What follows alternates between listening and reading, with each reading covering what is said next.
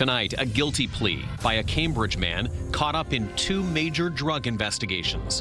What court heard today about the person described as the main guy.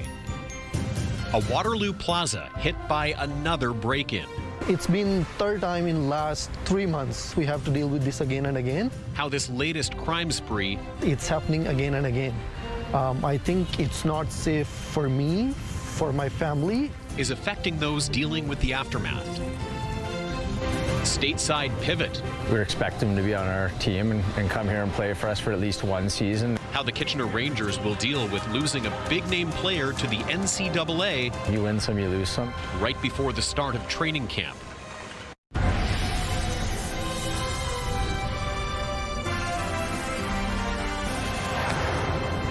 Good evening. We begin in our courts tonight, where a Cambridge man caught up in 2 major drug investigations entered guilty pleas today, including to possessing fentanyl and meth for trafficking. Court heard the second investigation happened while he was out on bail over the first. CTV's Krista Simpson has details. Video from Waterloo Regional Police depicting Project Walrus, a 6-month investigation that led to what officers describe as a significant seizure of drugs and weapons. 14 people were charged in September 2021. Tuesday, the last of the accused had his case resolved. Waheed Wahab, described as the main guy in the drug trafficking operation, pleaded guilty to trafficking fentanyl and possession of fentanyl for the purpose of trafficking. Court heard he sold undercover officers 9 ounces of fentanyl for $18,000 and provided an extra 4 ounces of purple fentanyl on credit. Not long after, he was arrested and charged. Then, about 3 years later, while on bail, he was spotted by Oxford County OPP during another drug investigation, Project Napoli. In November 2024, a search of his car led to the discovery of crystal meth. In court Tuesday, Wahab pleaded guilty to possession of methamphetamine for the purpose of trafficking related to that investigation. Court heard Wahab is not an addict, and his actions were motivated by money. Fentanyl trafficking is the most serious drug offense known to our law, Crown Prosecutor Andrew Choate said, adding Wahab was the directing mind of what police called Project Walrus, though his role in Project Napoli is less clear. Wahab's lawyer, Jordana Goldless, said Wahab, who grew up in poverty, got involved with the wrong crowd, adding Wahab, who is 31 and a first-time offender, regrets his decisions. He has great support waiting for him when his sentence is complete, she told court. Wahab also apologized, saying he now realizes it wasn't worth it and it was very selfish of me. The Crown and Defence put forward a joint submission for a sentence of 11 years minus credit for time already served, and that is ultimately what the judge gave. Justice Carrie Cash explaining, those who choose to traffic this incredibly dangerous substance must understand that once they are apprehended and found guilty, they will face lengthy penitentiary sentences. There is no other option for the courts. Krista Simpson, CTV News, Kitchener.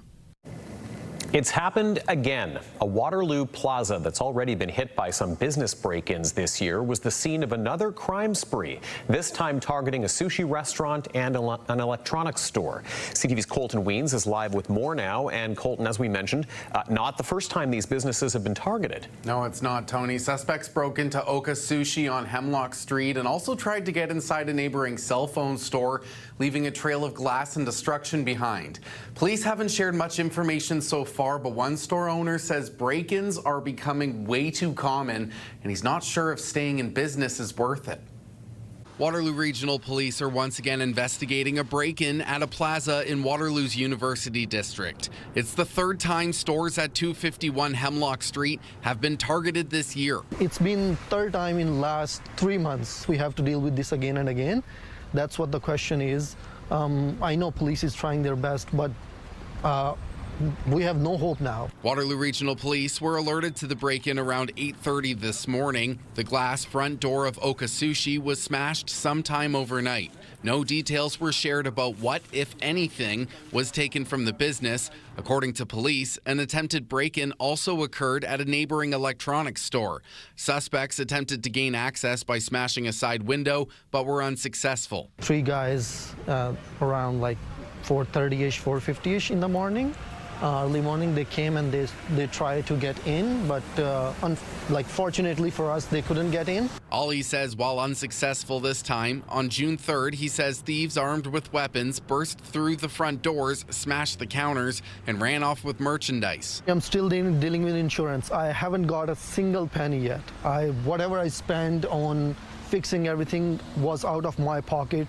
Then I'm running the business because they took everything last time, all the phones. Ollie says the previous break-ins required him to take out a loan, and he lost potential customers, being forced to close for multiple weeks. And although his store just saw broken glass this time, he says safety is a real concern. It's happening again and again. I think it's not safe for me, for my family. Let's see, because I haven't heard anything from the last 2 times as well. I hope they catch them. It's for everybody's safety, but can't say anything for sure. Ollie says he's also considering whether to close his business because of the hardships. And police say the investigation is ongoing and the forensic identification unit is assisting, but can't confirm if anything was stolen or any information about any suspects. Police are asking anyone with information to contact them or Crime Stoppers. Tony. CTV's Colton Weens reporting live. Colton, thank you. Regional police are out with a photo of someone they're trying to identify over a daytime theft in Kitchener's Victoria Park last month. Police are looking to identify this man in the July 11th incident. Just before noon that day, they got a report that a woman's backpack was stolen while she was sitting on a bench.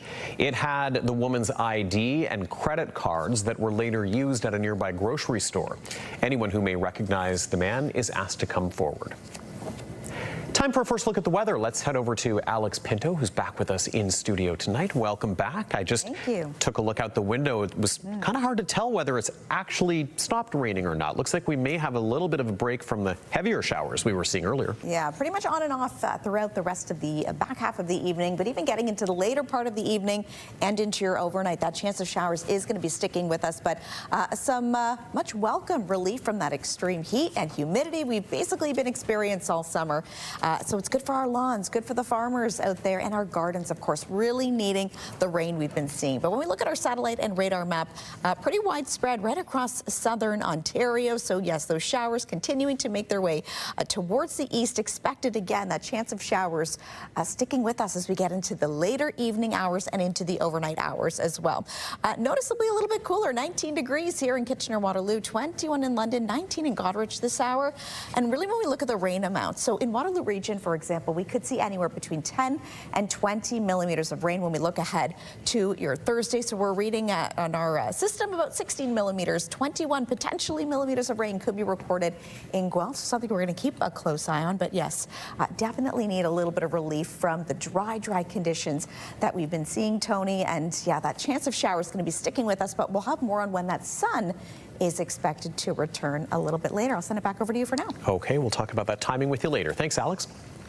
It's the news travelers have been waiting for after days of cancellations and disruptions. Air Canada and its flight attendants have a tentative deal after a marathon overnight meeting. The big headline today, planes are back in the sky, but it is going to be a while before travel is back to normal. CTV's Heather Wright has the latest. Lines begin forming inside Terminal 1 at Toronto's Pearson Airport this afternoon, with Air Canada flights slowly returning to the air. What's this process been like for you? Hell. The airline has warned getting back to normal could take 7 to 10 days, and many passengers are still stuck in limbo. Getting bits and pieces. They don't tend to know what's going on themselves. After 3 days on the picket line, CUPE, the union representing the roughly 10,000 Air Canada flight attendants, announced early this morning it had reached a deal with the airline. Full details of the agreement haven't been released, but Air Canada says its flight attendants will not only be the best paid in the country, they will also be compensated for pre- and post-flight work. With a deal now reached, the airline turns its attention to repairing its reputation. We're deeply apologetic for what's going on. We understand the impact, the profound impact that this has had. We're going to do everything possible to get people home as quickly as we can. Not paying flight attendants for on-the-ground work has been a common practice within the airline industry. And by changing its policy, experts expect other unions to ask for a similar deal in the future. This will change the dynamics. This will eventually end up costing consumers more to fly because it increases the airline or the air carriers' costs of doing business. So we'll end up paying for this. Prime Minister Mark Carney weighed in on the deal on social media, writing, "It is my hope that this will ensure flight attendants are compensated fairly at all times, while ending disruption for hundreds of thousands of Canadian families, workers and visitors to Canada." The strike has shone a light on the issue of unpaid work, with the Federal Jobs Department saying today its probe into these allegations will take between 6 and 8 weeks. Air Canada says it hopes to get between 15 and 20% of its flights in the air today as it ramps up service. Because most of its fleet had to be returned to domestic airports due to the strike, every plane has to undergo engine and safety checks before it's cleared to fly. Heather Wright, CTV News, Mississauga, Ontario. In the meantime, a class action lawsuit is in the works in Quebec for Air Canada passengers affected by the flight attendants' strike. The lead plaintiff in the proposed lawsuit was rebooked on a flight 86 hours after her cancellation. Her lawyer says that violates the air passenger protection rules and states Air Canada has up to 2 days to rebook on its own planes or on the next available flight on a different carrier. The proposed class action also states Air Canada misled its customers to convince them to accept a refund. Meanwhile, a second class action has been proposed against Air Canada and CUPE. It claims the union illegally continued its strike. Well, later in the show, the long-term fallout from the flight attendants' strike, what the decision to defy the back-to-work order could mean for other federal labor disputes. Conservative leader Pierre Poilievre will return to the House of Commons next month after winning a federal by-election in Alberta last night. I am grateful that I will have the chance to be their humble servant, to fight every day and in every way for the people in this region who feed, power, and protect all of Canada. Poilievre won more than 80% of the vote in the riding of Battle River Crowfoot, which is considered one of the safest Conservative seats in the country. In January, Poilievre will undergo a mandatory leadership review at the Conservatives' National Convention. Poilievre lost his Carleton seat in April's general election. He will square off against Mark Carney for the first time in the House of Commons on September the 15th. Well, next, a big move that the Kitchener Rangers didn't see coming. A top prospect who just signed with the team in June has revoked his commitment to go and play in the NCAA instead. The pivot happening just 1 week before Rangers training camp. CTV's Heather Senerin has all the details for us tonight. And Heather, we are talking about Adam Valentini, a player who's got a lot of hype surrounding his name. Experts have called the forward a top NHL draft prospect, Tony. The 17-year-old made a commitment to play with the Kitchener Rangers, but that's no longer in his playbook. This was Adam Valentini just a few months ago, donning the Kitchener Rangers jersey, talking about how excited he was to join the team. I want to play here and can't wait to get things going. But now a change of plans. Valentini will play at the University of Michigan instead. We're expecting him to be on our team and come here and play for us for at least one season. The general manager of the Rangers says it's the timing that makes it difficult. Obviously, a week before camp, it's just tough timing, planning for the season and stuff like that. Valentini signed the contract to become a Ranger, but never got to play as one. It's a very unique situation, something that I'm not sure has even happened before, where a player has signed and actually not suited up for the team and played or practiced or actually participated in any team activities. A recent rule change, effective August 1st, made it possible for players with the Canadian Hockey League to take part in NCAA hockey programs. We were aware that he had a commitment to the University of Michigan, and that was something that he really valued and wanted to do. So, but this close to camp, we just didn't really see that changing this late in the game. Mackenzie says the season must go on. No hard feelings, and that's the way hockey goes. You win some, you lose some. So we're just going to move on from it and get ready to go for the season. And it's expected to be a good one. In a month, fans will be filling these seats at the Odd, eager to see the boys in blue in action once again. We did reach out to Valentini's representatives, but didn't hear back. The University of Michigan says they are planning a preseason press conference in the coming weeks, where they will be happy to talk about their new players like Valentini. Tony. Okay, Heather Senerin reporting live. Heather, thank you. And a reminder to stay connected with us with the CTV Kitchener newsletter. Local content from our news team right to your inbox, the day's top stories, the latest forecast, and some must-see videos. You can sign up at ctvnewskitchener.ca. A Cambridge company is hustling to be part of what will soon be a $15 billion industry. CTV's Spencer Turcotte will tell us more about this local angle in the robot race coming up in just a few minutes. Widespread showers right across southern Ontario. Some much needed rain and getting away from that extreme heat and humidity. The gardens really enjoying it. We'll have more on when some more wet weather could be on the way and how conditions are looking overnight in your full forecast. Download the CTV News app and stay on top of local stories as they unfold. We go to a dramatic scene unfolding. Customize your feed and watch live wherever you are. CTVKitchener.ca, your home for news.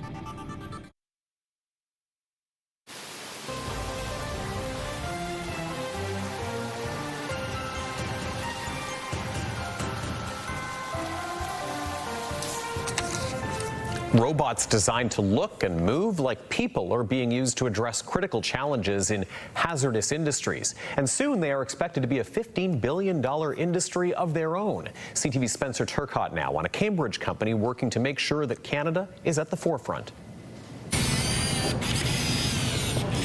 A quick stretch of the fingers. The range of motion is incredible. And these robots are ready to work. A humanoid robot is a robot that matches the human form. At Mercy Robotics in Cambridge, Tarek Rahim and his team have developed human-like robots that can do human tasks. Everything is Mercy designed, and we're really proud of it. Mercy says their robots are already addressing critical Canadian challenges like gathering data for remote First Nations water plants, providing support in aging care facilities, and filling essential roles in precarious industries. These robots are going to tackle the repetitive, monotonous jobs.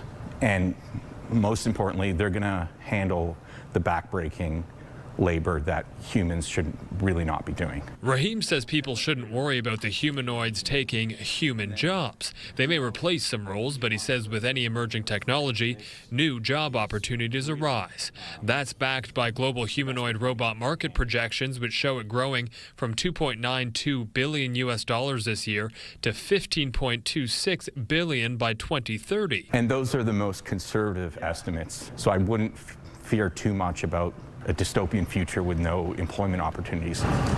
The robot moves around on wheels with the help of a joystick. The reason we do wheel designs is because they're inherently stable.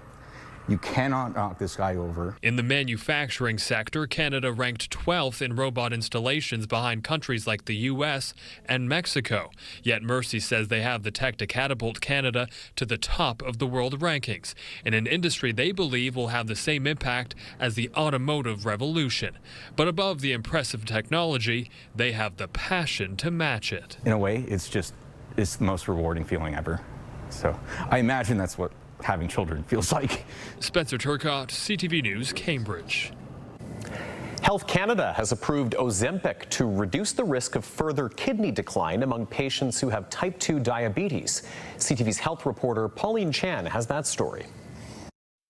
Craig Lindsay was diagnosed with type 1 diabetes 31 years ago and later developed the chronic kidney problems that so often accompany diabetes. We underappreciate how hard it is living with a chronic disease. It's every decision. It's, do I have the energy to go for a walk? Am I making the right food choices? That's why he recognizes the importance of making Ozempic or semaglutide injections available now for type 2 diabetes patients with high risk of kidney disease. And that could be millions across Canada. Diabetes is probably the #1 cause of kidney failure. It's not a small subset. So in Ontario, for example, I think Diabetes Canada says 1 to 1.5 million people are living with diabetes, prediabetes, or undiagnosed diabetes. And of the people who end up in full-blown kidney failure, fully 40% of them are struggling to manage diabetes. They're also at high risk of developing cardiovascular complications, including the risk of heart failure or accumulating salt and water in the body. And once patients have kidney disease, they're at an augmented higher risk of developing cardiovascular disease. Researcher Dr. David Cherney says Ozempic won't restore lost kidney function, but it is effective in reducing future damage. Patients have type 2 diabetes. They should be screened for kidney disease on a yearly basis at least. Lindsay, who took insulin and underwent dialysis for several years before getting a kidney and pancreas transplant, says Ozempic is not for everyone. For example, patients with gallbladder disease or pancreatitis may not be able to use it, but it will be another useful tool in the effort to preserve kidney function for many. Pauline Chan, CTV News. We are taking a live look outside right now where the rain does appear to be falling once again, although it had seemed to be letting up outside our studios here in Kitchener's Sports World area a little while ago. As Alex was mentioning, though, we can probably expect this on and off into the evening, maybe some more. We'll get all the details from Alex on our forecast in just a couple of minutes. And also ahead, a day in the life of those who work to save lives. CTV's Hannah Schmidt rode along with Region of Waterloo paramedics today to get a first-hand look at what their jobs are like. Next, though, lingering questions over defying a federal back-to-work order. What might the move by Air Canada flight attendants mean in future labor disputes? That's coming up.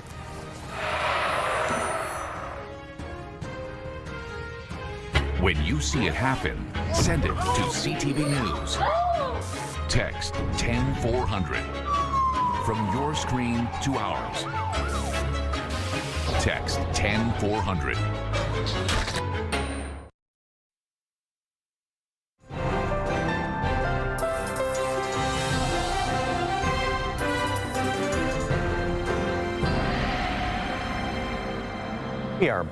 We are back with a look at the weather. Alex is back with us today after a long weekend. I was just going to say, you picked a good Monday to take off yesterday because you had a little bit of heat over the weekend and then you got to enjoy some fresher, cooler air yesterday. I was going to say, yesterday morning we took the dog out pretty early and it was nice, cool, and crisp. And it was kind of like the first time where we felt like fall was right around the corner. But then the day warmed up and you kind of got a nice balance of everything. Yeah. You bundle up in the sweater, but then you get that sunshine and it feels so nice. It was a perfect day. I was commenting yesterday how it was amazing how 19 degrees suddenly felt cool because we had been dealing with temps in the mid-30s this whole time. But the one thing we were missing, and I noticed this too while I was away recently, is all over southern Ontario, you've got very dry lawns, you've got parched gardens, parched farmers' fields, and finally we're getting somewhat of a soaking. Yeah, you have no idea how happy I am because we no longer have to bring that sprinkler out for our lawn. That is not looking too good right now, but yeah, look at this. That rain is coming down as we take a live look from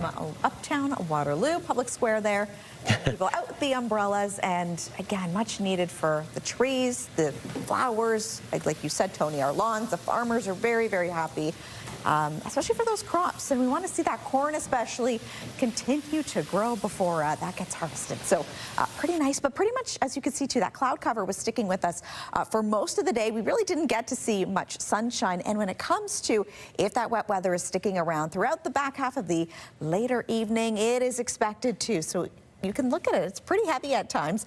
Slightly north of London, even near Mount Forest, risk of a thunderstorm this hour there for you. And that risk of a thunderstorm is expected to stick with us here in Waterloo region as we get into the overnight hours. So Toronto, the GTHA as well, potentially could see some heavier rain and a bit more active weather in terms of thunderstorm activity. Isolated thunderstorm rather expected there as we get into the early evening. It could lighten up a little bit as we get into the overnight into your Wednesday, 2 o'clock or so for us here in Waterloo region. If you're along the shores of Lake Huron, though, it could be just some spitting on and off. But once that system does clear, we could get a little bit of a break, 5 a.m. or so tomorrow for us here in Kitchener-Waterloo. Brantford, Mount Forest, we could see just a little bit of a break from those showers, and just a couple scatter showers expected as we get into your Wednesday afternoon. And then mostly some cloud cover once we get by the time it's Thursday. And then that sun expected to peek through as well. So a day like today, yes, definitely the lawns need it, the gardens need it. So many people, I'm sure, not complaining, and just nice to get a little bit of relief from the extreme heat and humidity we've been experiencing all summer. So in terms of rainfall totals for us here in Waterloo region, anywhere between 10 and 20 is what Environment Canada is reporting at this point. Our system measuring about 16 millimeters of rain by Thursday at 6 o'clock. That's what we're expected to see in terms of rain amounts. 21 millimeters. Potential for Guelph and Toronto could potentially see 31 millimeters of rain by Thursday evening. Something we're going to keep a closer eye on there. 19 degrees, as Tony mentioned. Yeah, it's feeling cooler. It's because we just haven't been experiencing the upper teens much this summer. We've been feeling more like in the 30s, and with the Humidex, even 40s from time to time. 16 degrees in Mount Forest. It is 16 also in Barrie this hour. So high for today. Our expected high was 22 degrees, but the highest point we've hit is now, so 19 degrees. We potentially won't hit our expected high for the day. Normal for this time is 24 degrees, and our record high, 35.6, that was set back in 1955. On this day, 1977, 4.6 degree. That was our overnight record low. So definitely not getting into the 4-degree territory when we're looking at overnight conditions, but for us, it's actually going to be quite cool and comfortable there. So that sun now setting at 8:19 p.m. Tonight won't be the best night in terms of capturing those sunsets, but over the next few days, when we just look to wrap up the work week, getting into the weekend will be a little bit better in terms of that enjoyment. So 15 degrees is our overnight low, so still a bit cooler, which is pretty nice. 40% chance of showers, and again, that risk of a thunderstorm is expected to stick with us. When we get into tomorrow, though, with the Humidex, it is going to feel a little bit more like 31, so we're going to feel that humidity in the air. 40% chance of showers, or we could see some drizzle on and off as well. So for the next several days, once we get past that chance for a bit more wet weather tomorrow, sun and cloud mixture that is expected for your Thursday right through to your Friday. Fairly comfortable temperatures overall, sitting around 24 to 26 in terms of our expected daytime highs. For Lambton, Kent, and Essex, chance of showers or drizzle for you when we look ahead to tomorrow with a high of 25 degrees. And then, yeah, that mix of sun and cloud before that sunshine is expected to return for your Friday. And southern Georgian Bay, slight chance of showers for you looking ahead to tomorrow before some sunny conditions and very comfortable conditions of 24 degrees expected for your high. And here is tonight's weather watcher picture. Karen Wood from Freelton says this was taken on Sunday, and it was a beautiful, sunny, clear day for a late afternoon walk at one of Ontario's gems, of course, Algonquin Provincial Park. A nice place to visit in the summer, especially. So this was taken specifically along the Spruce Bog Trail. A beautiful sight. It just seems so peaceful, so serene. Just being by the water is so nice. So thank you for sending this and being tonight's weather watcher picture. So conditions definitely looking much different when we look at what it looked like in Algonquin Park on Sunday to a day like today. I know where that is, the Spruce Bog Trail. Yeah, I mean, I've driven through Algonquin Park a billion times. Your experience. Yeah, it's on the way up to Mom's, depending on which way I take. But yeah, some beautiful spots for hiking and camping, and yeah, it's one of our gems. I know, I've only been camping there one time, loved it, but you got to plan ahead for those. You do, that's right. I did get stuck in the rain once, which was an experience. You got to be ready. You learned. Thanks, Alex. Thank you. Not long after Air Canada flight attendants went on strike, Ottawa ordered them back to work under Section 107 of the Canada Labour Code. It is a controversial measure that gives the government the power to end work stoppages. Didn't go over well. The union refused to comply. CTV's Rachel Aiello joins us now with what that defiance could mean for future labour disruptions.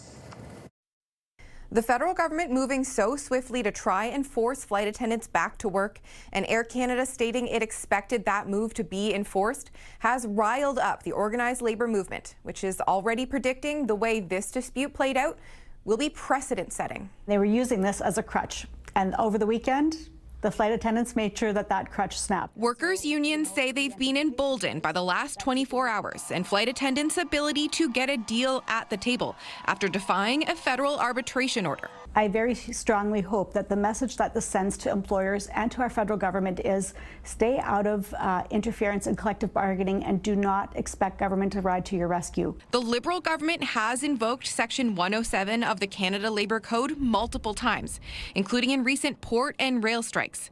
But some Labour leaders hope the Air Canada instance was their last. The message to parliamentarians is that this section of the Canada Labour Code has got to go. Asked today if she was concerned that how this strike played out has laid the groundwork for Section 107 to no longer be a viable tool in future disputes, Jobs Minister Patty Hajdu's office wouldn't say. I think what is going to happen over the next little while is Section 107 of the Canada Labour Code that some people argue have been has been abused in recent years by the federal government is maybe hit a wall, and it's maybe there's going to be the brakes put on it, because the only power that directive has is when workers comply. Flight attendants are denying your back to work order. The government is also being accused of misreading the public mood. Their decision to force flight attendants back to work so quickly actually inflamed the issue. It forced them to defy orders of government. It sort of really went against what I think the Carney brand is built on. And to many Canadians, that decision didn't really feel right. The question is now whether other unions would react similarly if talks break down. And with Canada Post heading back to the bargaining table in its protracted dispute with postal workers, we could soon get that answer. Rachel Aiello, CTV News, Ottawa. Back to school without breaking the bank. From new book bags to outfits and supplies, it can be a pretty pricey time. We're going to have some expert insight on how to save money coming up next.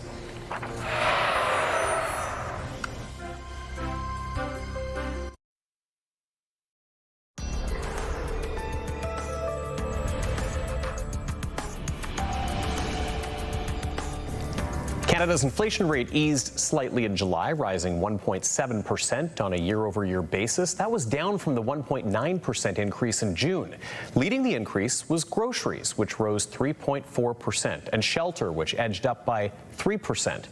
Those increases were moderated by a big drop at the gas pumps as gasoline prices fell by just over 16%. More beer stores in southwestern Ontario are going to be closing down soon. The company saying it's because of changing retail trends. The locations in Grand Bend, Forest, Sauble Beach, Markdale, and Harrow will all be closing October 19th. They're part of a list of 11 stores that will be closing across Ontario that day. Now, since March, the retailer has announced the closure of dozens of stores. The beer store did not provide any information on how many jobs would be impacted by the decision to close those stores. Well, if you're planning on renting a car for a summer road trip, you may want to pack a spare tire. While most vehicles used to come with a full-sized spare or a donut, nowadays not every car does. And one couple from Toronto learned that the hard way. CTV's consumer reporter Pat Foran explains.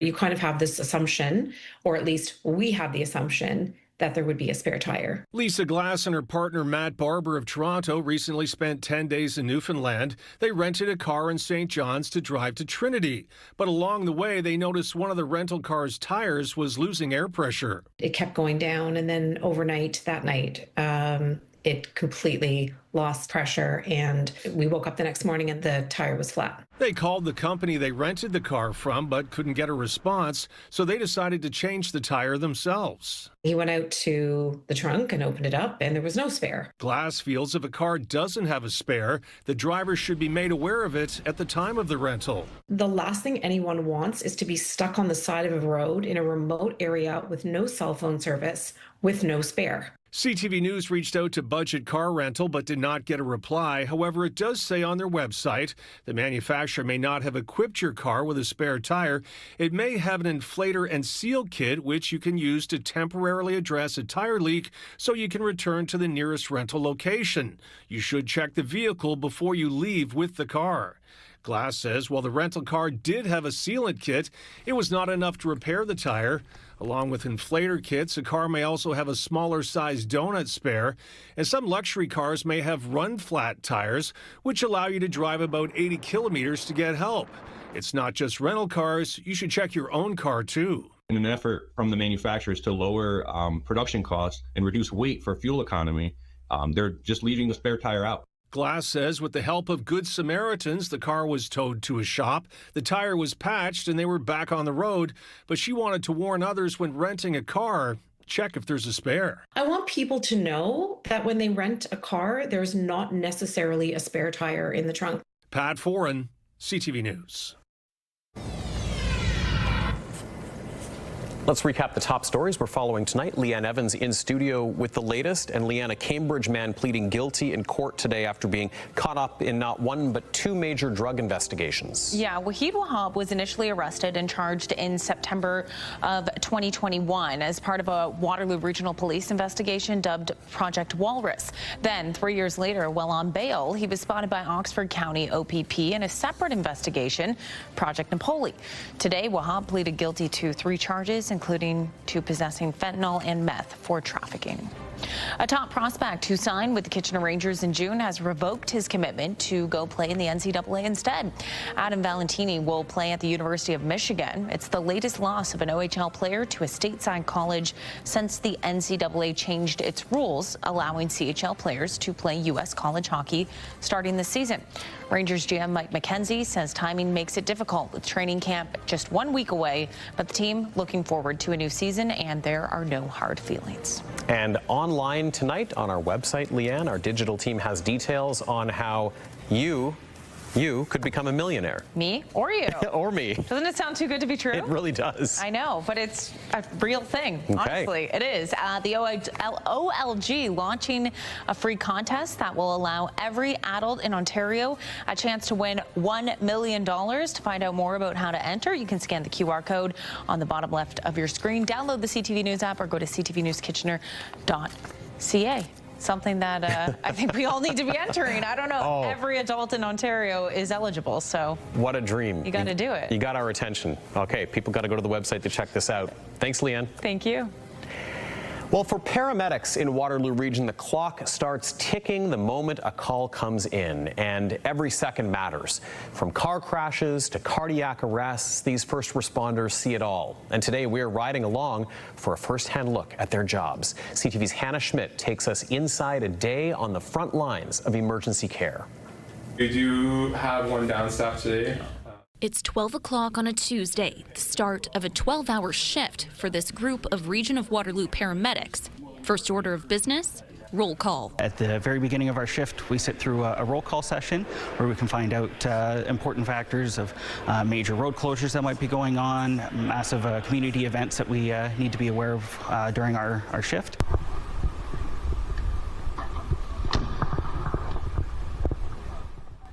Then teams of two head to their respective rigs, checking their equipment and stocking up on any medication or devices they need for the day. We've got currently about 60 ambulances that are available on the road. During peak time during the day, we have about 30 to 36 ambulances available during peak hours. It was a slow start to a rainy Tuesday for these paramedics. Calls trickled in, but as the day went on, things began to pick up. When a call comes in, crews have just 2 minutes to get to their rig and roll out, with a target of 6 to 8 minutes to reach a patient. Every second matters. They could be anything from someone with an itchy rash to a resuscitation call. Every day is completely different. Today, one of those calls came from the area of Fairview Park Mall, where an 18-year-old was reportedly struck by a vehicle. After assessing the patient, paramedics say the teen refused care. Crews then headed back to the station, knowing the next call could come at any moment. Some days you're at a station waiting for a call. Some of us read books, some people watch TV.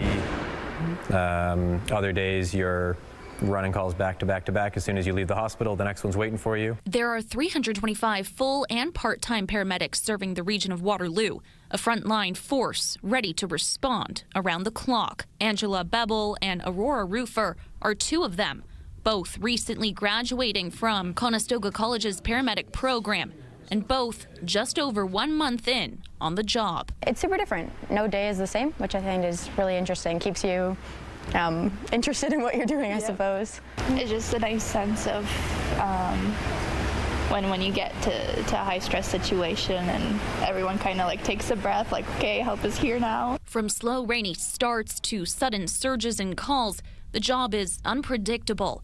But for paramedics, that's the nature of the work, and the commitment to respond doesn't waver. It takes a lot of work, but as long as you're willing to do it, then I think it's really worth it in the end. Hannah Schmidt, CTV News.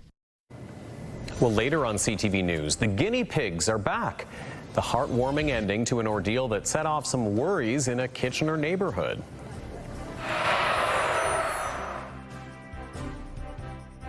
This is your CTV Kitchener Our Community Calendar. On September 6th, you can take in the Endless Summer Music Festival in Victoria Park. It's a free day of music headlined by an incredible lineup of all Canadian, all-female bands. We'll see you next time on Our Community. It's an end of summer tradition for kids and parents, back to school shopping. But this year, many are keeping their eyes on the costs of all those things that kids need to start the school year. CTV's Janice Golding has more. At the Scarborough Town Centre today, the focus was on back to school shopping. I mean, I'm going to high school next year, so I was hoping to get some, be fresh, be ready for the next year. Maybe get a new backpack to hold all my knowledge. But yeah. Some were out looking for bags to tote their belongings in. Do you like your new backpack? Yes. While others were on the lookout for new outfits. Of course, uniforms for the kids, because they always grow up so fast. I think we're just, looking for some clothes, some refreshers. I feel like most of the stuff I have is just summer clothes. I kind of grew out of the winter clothes, so I'm going to be freezing if I don't get anything new. Okay, so you have an excuse to keep buying because you're still growing. Exactly. Still, all the back-to-school shopping can be pretty pricey. You need a lot of things for school. He's only one little boy. I know. So just how much do people tend to spend? Well, according to a new report from the Retail Council of Canada, there are close to 6 million students from kindergarten to grade 12 in our country, and their families tend to spend about $4 billion on back-to-school shopping. What that works out to is between $600 and $750 per child. There are ways to save, however, according to Nicole Showbrook, the coupon cutie, if you don't wait for the last minute. If you look around and watch for the best deals, there's so many opportunities to save. There's this app called Flip, too, where you can look at all the flyers in one place. And another thing to take advantage of. Lots of times stores will have offers where you can earn points for buying things. And so right now there's a deal where at Superstore you can get $25 in points if you spend $100 on back to school stuff. And you really don't need to break the bank. I don't like shopping. Because we know sometimes kids won't appreciate the effort. So you don't want to get stuff for school, you want to get toys, Mom says? No, I don't. But I want to get Beyblades. That being said, a little family time can be invaluable. You know what? It's been a long time, and she's much older, so it's just a chance to spend time together. Janice Golding, CTV News. Let's check in with Omar in the national newsroom now to find out what's coming up tonight at 11. Tonight, welcome relief for frustrated travelers. What's this process been like for you? Hell. How Air Canada and flight attendants arrived at a new deal, when regular flying could resume, and what insurance will cover for travelers who paid out of pocket. Later on CTV National News. Showers sticking with us for your Tuesday evening. I'll let you know if there's any wet weather in store tomorrow morning in Wake Up Weather coming up. Here's your Tuesday night lineup. Stick around for E-Talk at 7 o'clock before the Big Bang Theory from 7:30 to 9. Then the Amazing Race Canada before Battle of the Generations at 10.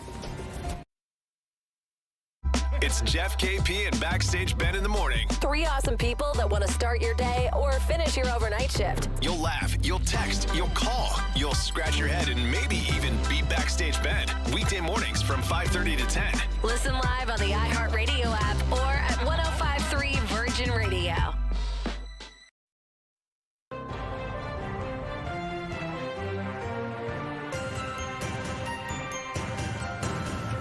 Let's check in with Leanne Evans one more time and find out what we're watching for later tonight. Leanne. Well, Tony, the region is holding a virtual kickoff session tonight for discussion around stage 2 of the LRT. It'll be a chance for the public to learn about the ION project and provide input on potential routes and options for the new line. Also, a Canada-wide warrant has been issued for a 36-year-old federal sex offender who breached his statutory release. You can find out more and see a photo of him on our website, ctvnewskitchener.ca. Tony. Leanne, thank you so much for that. And Alex is here with our Wake Up Weather after, the first kind of gloomy day we've seen in a while. The silver lining is we sure needed all of that rain that fell. Yeah, we do. Like we said, the crops need it, so the farmers are happy. Our lawns need it. Looks like we might get maybe a slight break by 6 a.m. or so. Mainly cloudy conditions expected to start off the day, but again, we're still seeing about 40% chance for some wet weather tomorrow before that system does clear out by 10 o'clock or so. We could see that sun peeking through the clouds, but definitely not a full day of sunshine. So hopefully we actually do get to see a little bit more wet weather for tomorrow for the gardens. Yes, and finally for us tonight, we actually have a good news update to share on a story that we brought you last night involving the mysterious disappearance of a popular pair of pet guinea pigs. Yes, so Rocky and Scotchy were missing from the front lawn of a Kitchener home over the weekend, but they have since been reunited with their owner. My babies are home. My babies, look. Barbara Robinson says she got a tip on social media last night that her babies may be at the Kitchener Waterloo Humane Society. She got to the society first thing today. Sure enough, they were there, safe and sound. Now, they're normally in an enclosure on the front lawn, and despite what happened, she says she doesn't plan on moving them inside. Not a chance. Not a chance, no. I have a neighbor who has often said to me, aren't you worried about them being taken from the front lawn? And I've said, no. Now, it wasn't made clear to us how the guinea pigs ended up at the Humane Society, but Robinson says she's grateful to everyone who helped bring Rocky and Scotchy home. So some good news yes, there to reunite with the guinea pigs. Very happy update there. But I wanted to go back to Janice's story on back-to-school supplies for just a moment. I think that number caught me off guard. 650 to 750 bucks. Wow. Do you remember when all you really needed to buy was a pencil case and a protractor kit? Protractor kit. I don't know if, do they even have those anymore? I don't know if they still, I can't say that they still do, but I remember my mom saying, you don't need a new pencil case every year, Alex. You can reuse the one from the year before and the year before. Yes. She's right, but. I did need the Trapper Keeper binder, though. I remember having to have that one. It was one of those, you know, everyone else has got them and they're handy. Things are expensive, I get They are. But definitely some sticker shock there. Yeah, and it's coming up soon. All right, well, that's our time. Thanks for checking in with us. We'll see you back here at 11:30 right after the CTV National News. Until then, have a good evening. Take care.